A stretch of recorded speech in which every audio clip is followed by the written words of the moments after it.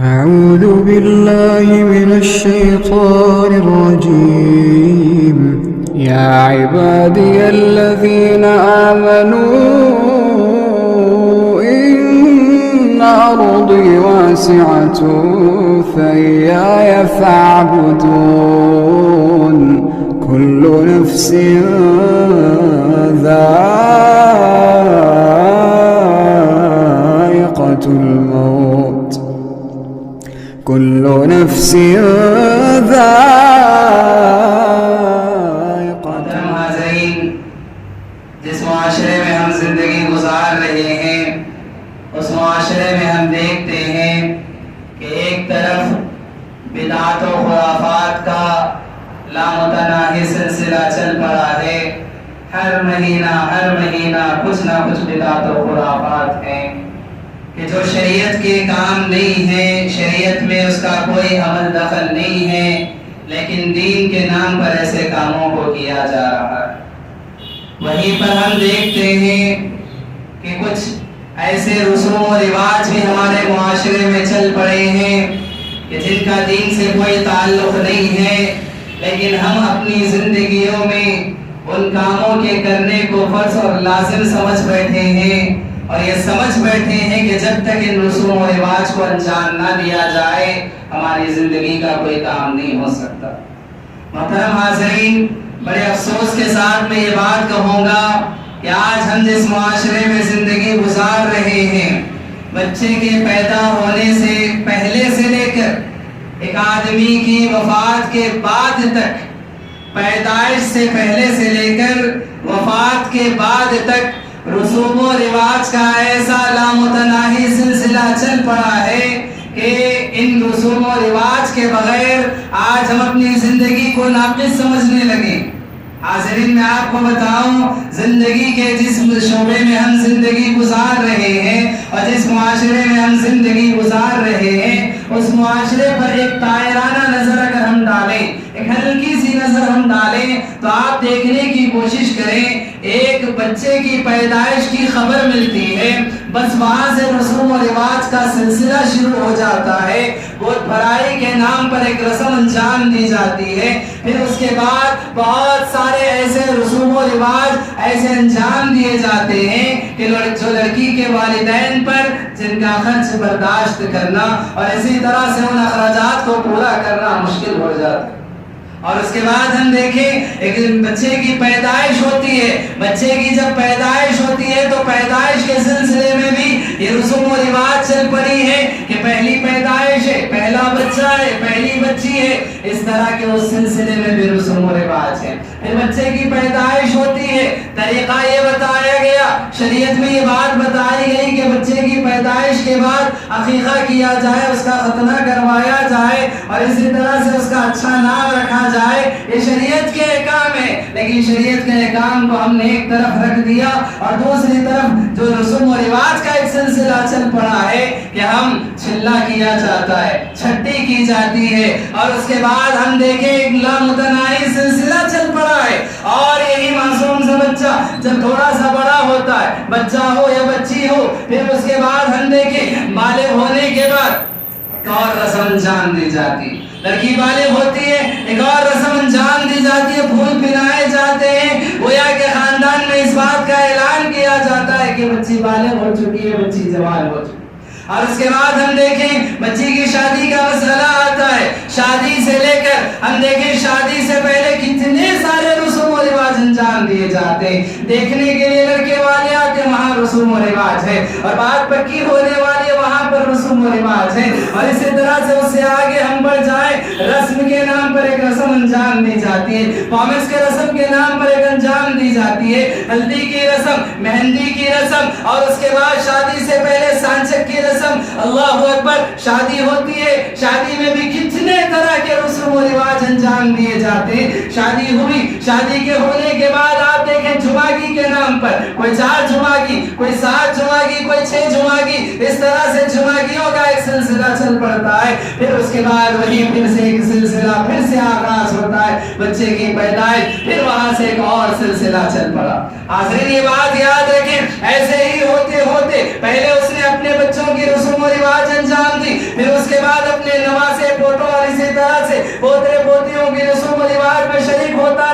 زندگی کے آخری لمحات آئے, زندگی ختم ہو چکی, انتقال ہو گیا. اب اس کے بعد آپ دیکھیں, ایک آدمی کی وفات کے بعد بھی آدمی کی وفات ہوتی ہے, 3 دن کے بعد ایک رسم انجام دی جاتی ہے, ایک رواج چل پڑا ہے امت میں. پھر اس کے بعد 10 دن گزرتے ایک اور دعوت کی جاتی ہے, 20 دن گزرتے 10واں 20واں کے نام پر بھی ایک اور رسم, پھر 40 دن گزرتے 40 دن کے بعد ایک اور رسم انجام دی جاتی ہے, پھر 1 سال گزرتا ہے, برسی کے نام پر ایک رسم انجام دی جاتی ہے. اللہ اکبر, میں کہاں تک آپ کو گناتے چلے جاؤں, پیدائش سے لے کر وفات کے بعد تک یہ سلسلہ چل پڑا ہے رسوم و رواج کا. اللہ اکبر, ہم دیکھیں ہماری زندگی کا کون سا شعبہ رسوم و رواج سے خالی ہے. ہم اپنے آپ میں غور کرنے کی کوشش کریں, کون سے ایسے زندگی کا ہمارا شعبہ ہے جو رسوم و رواج سے خالی ہے. پیدائش سے لے کر وفات کے بعد تک آج ہم ان ساری چیزوں میں گھرے ہوئے ہیں. نوجوانی کے مرحلے میں رسوم و رواج ہے, بچہ پیدا ہوتا ہے رسوم و رواج ہے, کوئی مرتا ہے رسوم و رواج ہے, شادی ہوتی ہے رسوم و رواج ہے, ہر کام میں آج رسوم و رواج کا عمل دخل چل پڑا. اللہ اکبر, آج ہماری زندگیاں ایسی ہو چکی. حاضرین, میں آپ کو بتاؤں, یہ رسوم و رواج جو انجام دیے جا رہے ہیں, کیا کوئی شخص یہ کہہ سکتا ہے کہ یہ عمل سنت سے ثابت ہے؟ کیا کوئی یہ کہہ سکتا ہے کہ نبی نے یہ کام کیا تھا؟ جو رسم کیے جاتے, کیا کوئی کہہ سکتا ہے کہ نبی کی سنت ہے؟ کیا جو چھلا چھٹی کیے جاتے, کیا کوئی کہہ سکتا ہے کہ نبی نے یہ کام کیا تھا؟ یا اسی طرح سے ساچک, مہندی کی رسم, اور اسی طرح سے ہم دیکھیں ہلدی کی رسم, اور اسی طرح سے پومس کا رسم, ساچک, یہ جو سارے کام کیے جا رہے, کیا کوئی ایک نام لے کر, کسی ایک رسم کا نام لے کر ہم کہہ سکتے ہیں کہ ہاں یہ نبی کی سنت ہے, نبی نے کیا تھا, نبی کی بیٹیوں نے کیا تھا, نبی کی بیویوں نے کیا تھا, صحابہ نے کیا تھا, ائمہ اعظام نے کیا تھا, تابعین نے کیا تھا؟ کوئی ہم کہہ سکتے ہیں؟ نہیں, کوئی نہیں کہہ سکتا. اور میں آپ کے سامنے کھلے طور پر یہ دعویٰ کر سکتا ہوں, میں آپ کے سامنے ایک چیلنج پیش کر سکتا ہوں, آج بدعت و خرافات کے سلسلے میں تو یہ بات آتی ہے کہ کسی نے کسی ضعیف حدیث کا سہارا لیا, کسی نے کسی موضوع حدیث کو بے بنیاد بنا کر یہ بدعت انجام دیے. لیکن آپ بتائیں, ان رسوم و رواج کے سلسلے میں کیا آپ کو کوئی ضعیف روایت بھی مل سکتی ہے؟ کیا کوئی موضوع من گھڑت روایت بھی آپ کو مل سکتی ہے؟ نہیں, کچھ نہیں ہے. پھر یہ کہاں سے آیا ہو, یہ ساری چیزیں کہاں سے آئی ہوئی ہیں؟ آپ دیکھیں, یہ ساری بدعت, یہ سارے رسوم و رواج, یہ ہندوانہ رسوم و رواج ہیں, یہ مراٹھا رسوم و رواج ہیں. شریعت کا اس سے کوئی تعلق نہیں ہے, دین کا اس سے کوئی تعلق نہیں ہے. دین تو اللہ تبارک و تعالی ہمارے سلسلے میں بیان کرتا ہے کہ ہم نے دین کو مکمل کر دیا. 1400 سال پہلے اللہ کے نبی صلی اللہ علیہ وسلم اللہ تبارک و تعالی نے حجۃ الوداع کے موقع پر آیت نازل فرمائی, اور اللہ نے کہا کہ آج کے دن یعنی کہ 1400 سال پہلے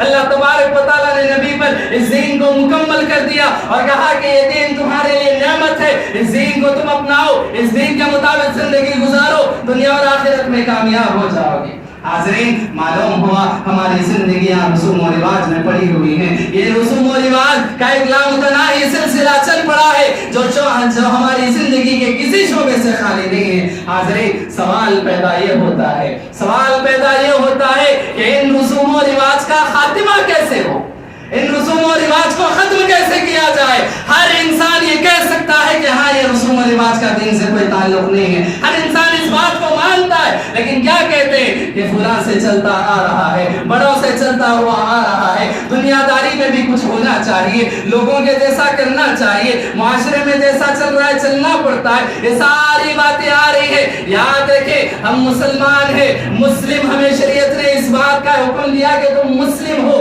مسلم کے معنی کیا ہوتے ہیں؟ مسلم کے معنی اگر آپ عربی زبان کی لغت اور ڈکشنری اٹھا کر دیکھیں تو آپ کو معلوم ہوتا ہے مسلم اس اونٹنی کو کہا جاتا ہے کہ جس کی ناک میں جو نکیل ڈالی جاتی ہے, وہ لگام اس کے مالک کے ہاتھ میں ہوتی ہے. وہ اسے جدھر چلانا چاہتا ہے وہ چلتی ہے, جدھر موڑنا چاہتا ہے, جدھر پھیرنا چاہتا ہے وہ پھرتی ہے, جہاں روکنا چاہتا ہے رکتی ہے, بٹھانا چاہتا ہے بیٹھتی ہے, اٹھانا چاہتا ہے اٹھتی ہے. اس اونٹنی کو مسلم کہا جاتا ہے. تب ہم یہ دیکھیں کہ ہمیں مسلم کیوں کہا گیا. ہمیں مسلم کیوں کہا گیا؟ ہمیں مسلم اس لیے کہا گیا کہ ہم, اللہ تبارک و تعالی ہمارا مالک ہے, وہ ہمیں جس کام کے کرنے کا حکم دیتا ہے ہم کرتے ہیں, جس کام سے رکنے کا حکم دیتا ہے ہم رکتے ہیں, جہاں ہمیں بیٹھنے کا حکم دیتا ہے ہم بیٹھتے ہیں, جہاں ہمیں کھڑے ہونے کا حکم کا حکم دیتا ہے وہاں ہم چلتے ہیں اور جہاں رکنے کا حکم دیتا ہے ہم رک جاتے ہیں. اس لیے ہمیں مسلم کہا جاتا ہے. اس لیے ہمیں مسلم کہا جاتا ہے. اگر ہم اپنے رب کی مرضی کو چھوڑ کر, اپنے مالک کی مرضی کو چھوڑ کر اپنے طور پر چلنے والے بن جائیں, اپنے طور پر زندگی گزارنے والے بن جائیں, اور ہم یہ سمجھنے لگ جائیں کہ ہم پر کسی کی لگام نہیں ہے, ہم آزاد ہیں, تو پھر یاد رکھیں کہ آپ مسلم بھی نہیں, آپ مسلم بھی نہیں ہیں. کیونکہ مسلم اس کو کہا جاتا ہے کہ جس کی ناک میں نکیل ہوتی ہے, اس کی لگام ہوتی ہے, اور اس کا مالک اس لگام کو تھامے ہوئے ہوتا ہے. اور ہمارا مالک اللہ تبارک و تعالیٰ ہے. اور اللہ تبارک و تعالیٰ نے اس بات کا حکم دیا, ما آتاکم الرسول فخذوہ وما نہاکم عنہ فانتہوا, جو رسول تمہیں دے اسے لے لو, جس سے رسول تمہیں روکے ان سے رک جاؤ.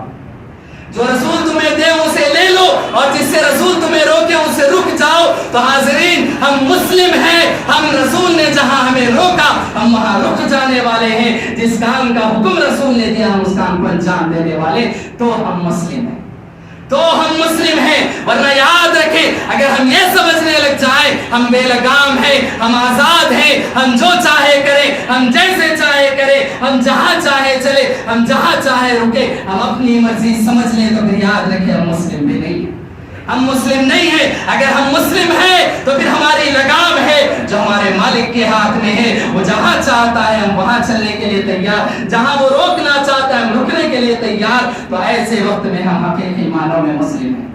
تو حاضرین, معلوم ہوا کہ اللہ تبارک و تعالیٰ نے ایک شریعت ہمارے سامنے رکھی ہے, ایک مکمل زندگی کا ضابط حیات ہمارے سامنے ہے. ہمیں رسوم و رواج سے کوئی تعلق نہیں ہے, تو پھر یہ رسوم و رواج جو انجام دیے جا رہے ہیں ان کا خاتمہ کیسے ہو سکتا ہے, انہیں معاشرے سے کیسے ختم کیا جا سکتا ہے. تو حاضرین, سب سے پہلے ہمیں اس بات کا علم ہونا چاہیے کہ ہم مسلم ہیں, اور شریعت ہمارا وتیرہ ہے. شریعت ہمیں زندگی سدھارنے اور زندگی چلانے اور زندگی گزارنے کا طریقہ بتاتی ہے. شریعت کے مطابق ہمیں زندگی گزارنا ہے, کسی اور رسوم و رواج میں ہمیں شریک نہیں ہونا ہے. سب سے پہلے ہمیں اس بات کا عہد کرنا ہے, سب سے پہلے ہمیں اس بات کا عہد کرنا ہے, اپنے آپ کو سمجھنا ہے کہ ہم کیا ہیں, ہم کیا ہیں. اپنے آپ کو معلوم ہونا چاہیے کہ ہم مسلم ہیں, ہمارا رب ہے, ہمارا مالک ہے, وہ جیسے چاہتا ہے ویسی زندگی گزارنے والے. سب سے پہلے ہمیں اس بات کا علم ہونا چاہیے. دوسری بات میں آپ کے سامنے یہ رکھوں گا کہ ان رسوم و رواج کو معاشرے سے ختم کرنے کے لیے ہر طبقے کی اپنی اپنی ذمہ داری, ہر طبقے کی اپنی اپنی ذمہ داری ہے. سب سے پہلے میں مخاطب کروں گا نوجوان طبقے کو, سب سے پہلے میں مخاطب کروں گا نوجوان طبقے کو, کیونکہ یہ بات یاد رکھیں, ان رسوم و رواج کا جو سلسلہ چل پڑتا ہے وہ اسی طبقے سے اس کا آغاز ہوتا ہے. اور شادی بیاہ کے معاملات میں جتنے آج رسوم و رواج انجام دیے جا رہے, میں سمجھتا ہوں کہ اس سے زیادہ کسی اور کام میں رسوم و رواج انجام نہیں دیے جا رہے.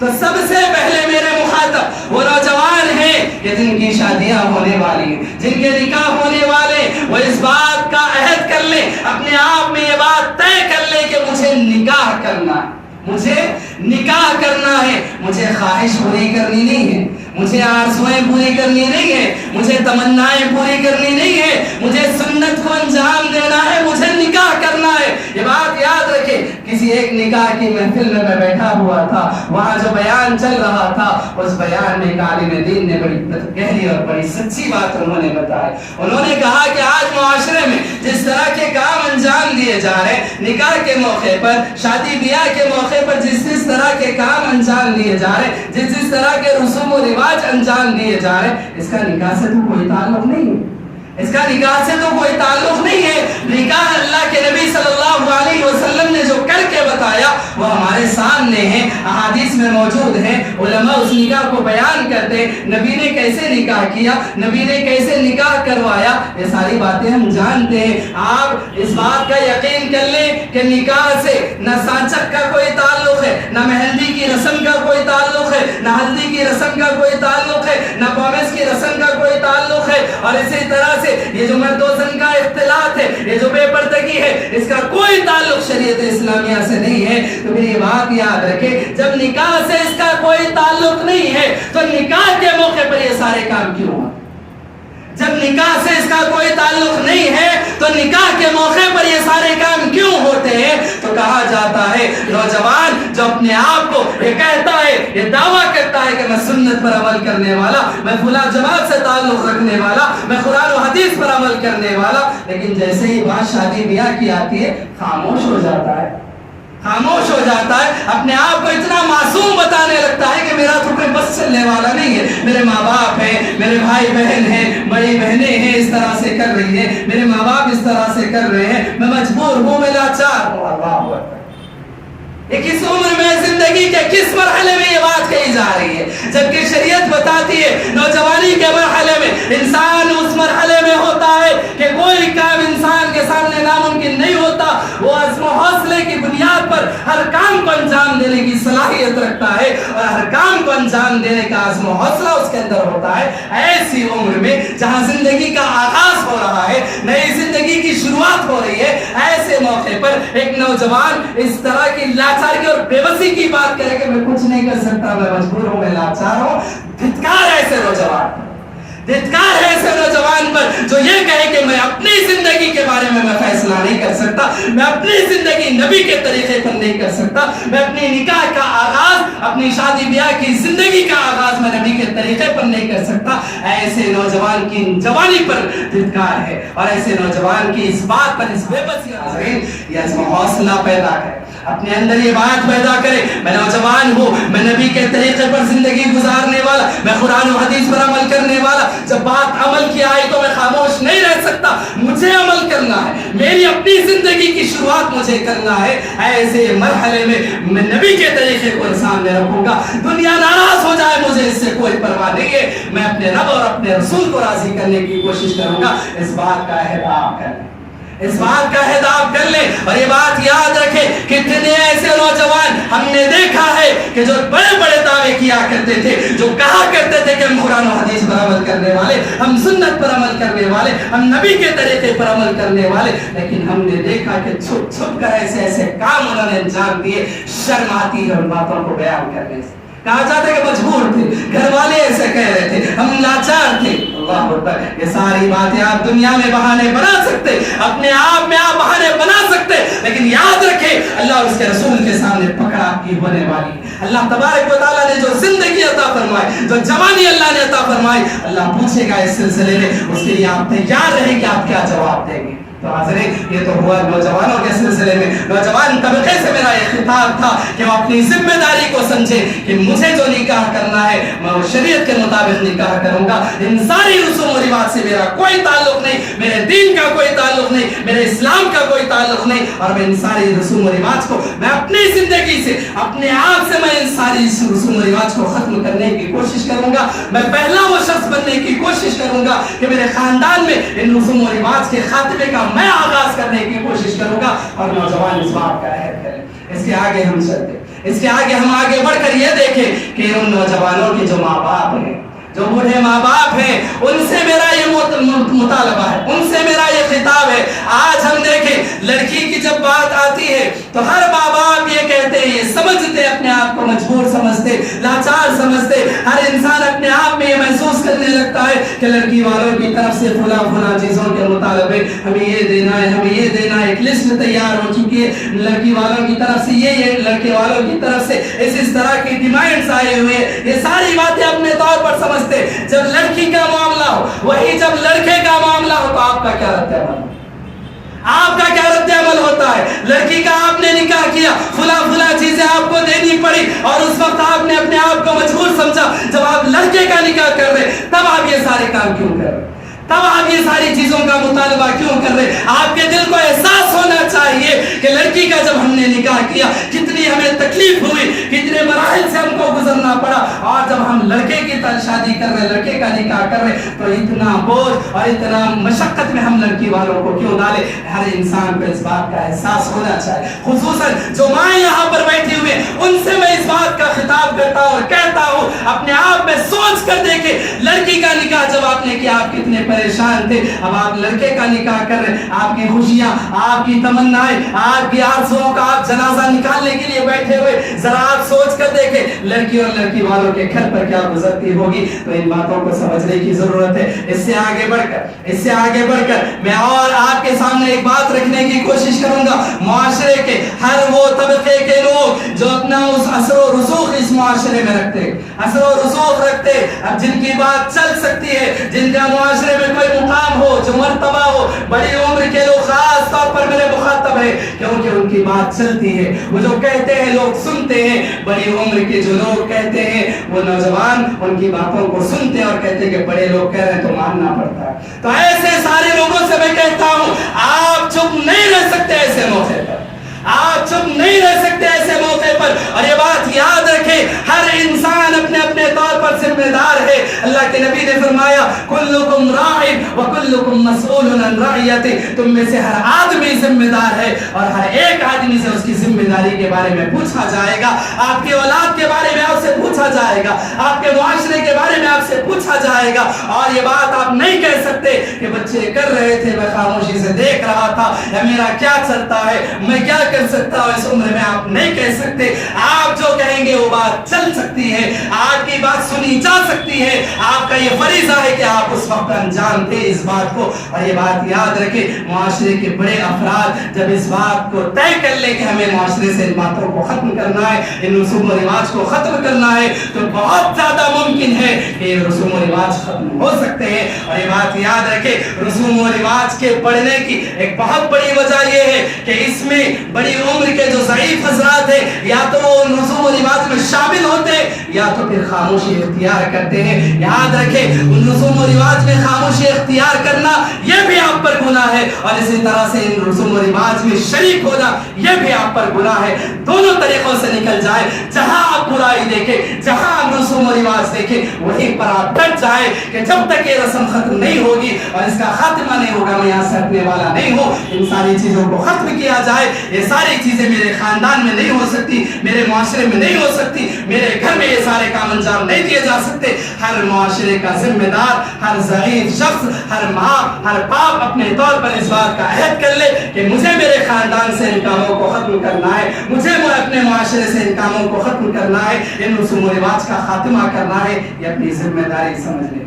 ساتھ ہی ساتھ ایک اور بات میں آپ کے سامنے رکھوں گا، نوجوان طبقے سے پھر ایک مرتبہ میں مخاطب ہوتا ہوں، اور یہ بات میں آپ سے کہتا ہوں معاشرے میں، اپنی سوسائٹی میں، اپنے خاندان میں جہاں کہیں نکاح ہونے والا ہے آپ کو پہلے سے اس کی خبر ہوتی ہے، پہلے سے اس کی خبر ہوتی ہے، پہلے سے اس کی دعوت آپ کو ملتی ہے۔ اس وقت آپ کا یہ مقام ہونا چاہیے کہ آپ کے جاننے والوں اور اسی طرح سے آپ کی طرح کی فکر رکھنے والوں کو آپ جمع کریں۔ جہاں کہیں شادی ہونے والی ہے پہلے سے آپ جائیں، 4 دن پہلے، 1 ہفتہ پہلے، 8 دن پہلے آپ جائیں، دلہے کو آپ سمجھائیں کہ بھائی آپ نکاح کر رہے ہو، نبی کی سنت انجام دے رہے ہو، نبی کے طریقے پر کرو، رسوم و رواج میں آپ شرکت نہ کرو، اپنے خاندان سے رسوم و رواج کا خاتمہ کرو۔ نوجوان طبقے کو چاہیے کہ اپنے دوست احباب کو سمجھائیں، ان کے ماں باپ کو سمجھائیں، یہ کوشش ہونی چاہیے، اور اس طرح سے رسوم و رواج کا خاتمہ ہو سکتا ہے۔ یہ تو بھی نوجوانوں کی بات، یہاں پر آپ دیکھیں میں خواتین کو بھی نہیں چھوڑ سکتا،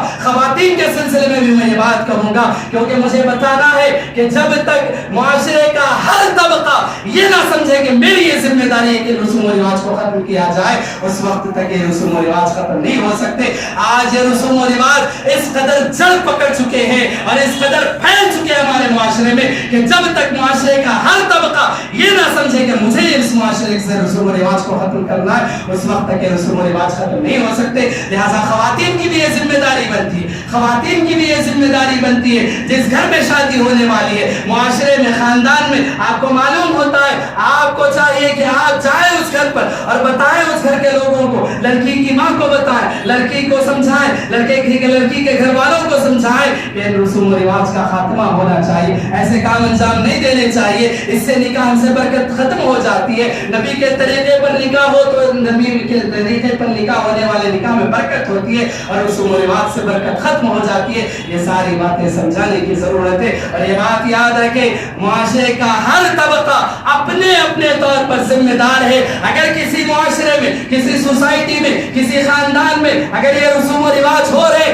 تو کوئی ایک انسان انسان بھی آپ میں سے یہ نہیں کہہ سکتا کہ میں ذمہ دار نہیں ہوں. آپ یاد رکھیں آپ میں سے ہر ایک ذمہ دار, آپ میں سے ہر ایک ذمہ دار ہے. جب تک خاندان سے معاشرے سے یہ رسوم و رواج کا خاتمہ نہ ہو جائے, ان رسوم و رواج کے انجام دینے میں آپ بھی ذمہ دار ہے, ہر شخص ذمہ دار ہے. تو لہٰذا ایسے طور پر سمجھانے کی ضرورت ہے ہر انسان. اور یہ بات یاد رکھے, کوئی انسان یہ کہہ سکتا ہے کہ میں اکیلا کیا کر سکتا ہوں, میں اکیلا کیا کر سکتا ہوں. یہ بات یاد رکھے آپ اکیلے نکلے, آپ پہلی کوشش کریں. اور یہ بات یاد رکھے آپ جب کوشش کریں گے تو آپ کے ساتھ آگے بڑھنے والے اور بھی آ جائیں گے. میں اکیلا ہی چلا تھا جانب منزل, مگر لوگ ساتھ آتے گئے اور کارواں بنتا گیا. اور اس طرح سے جب لوگ جمع ہو جائیں گے تو یہ معاشرے سے بدعت و خرافات ختم ہو سکتی ہیں. آج افسوس اس بات کا ہے جہاں رسوم و رواج ہو رہی ہے ہم اپنے آپ کو وہاں سے نکال لیتے اور یہ سمجھتے ہیں کہ شاید ہم غلط کر رہے جو نکل کر جائے,